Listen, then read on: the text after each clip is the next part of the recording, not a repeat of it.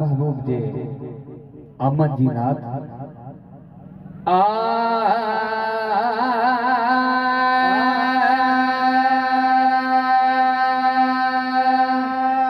अमीना जे घर इहो चमकार छाजो सुने अब्दुल्ला जे घर इहो चमकार छाजो अमीना जे घर इहो चमकार छाजो मुश्किल बरख ज्यादा खुशबू मुश्किल बरख ज्यादा खुशबू चमकार छाजो सुने अब्दुल्ला जे घर इहो चमकार छाजो अमीना जे घर इहो चमकार छाजो मुश्किल बरख ज्यादा खुशबू मुश्किल बरख ज्यादा खुशबू है उदकार छाजो सुने अब्दुल्ला जे घर इहो चमकार छाजो अमीना जे घर इहो चमकार छाजो मेरी तवज्जो काफर उठिया त हैरान थी विया सूंह जो जण को समुंड लथो वा चोॾींह जो जणो चंड लथो वा जो जण को समुंड लथो वा चोॾींह जो जण चंड लथो वा सूंह जो जण को समुंड लथो वा चोॾींह जो जण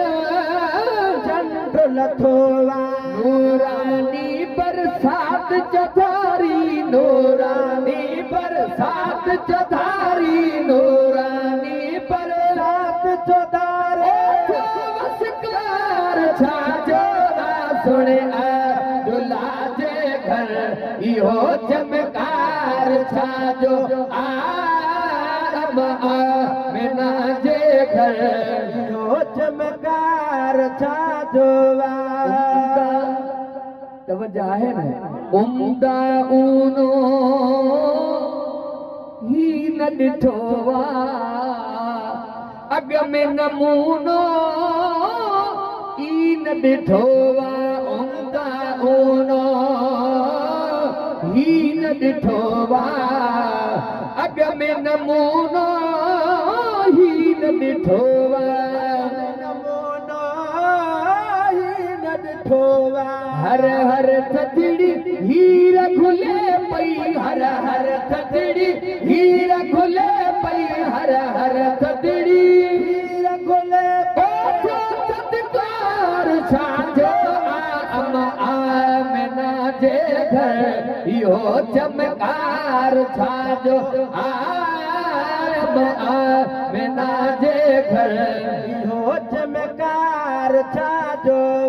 इस्लाम खे करण आम आयो वा मिठिड़ो मोहम्मद जाम आयो वा इस्लाम खे करण आम आयो वा मिठड़ो मोहम्मद जाम आयो वा शेर सेड़ा सरदार इयो वा शेर सेड़ा सरदार इयो वा शेर सेड़ा सरदार इयो वा सरदार छाजो जय वाट साजा दे मुझा महबूब वींदा हा जय वाट साजा दे मुझा महबूब ईंदा शेर साईं गोठ गलियूं वो शेर साईं गोठ गलियूं वो शेर साईं गोठ गलियूं खुशबू सां मातर थींदा जय वाट साजा दे मुझा महबूब वींदा हा जय वाट साजा दे मुझा महबूब कमीदा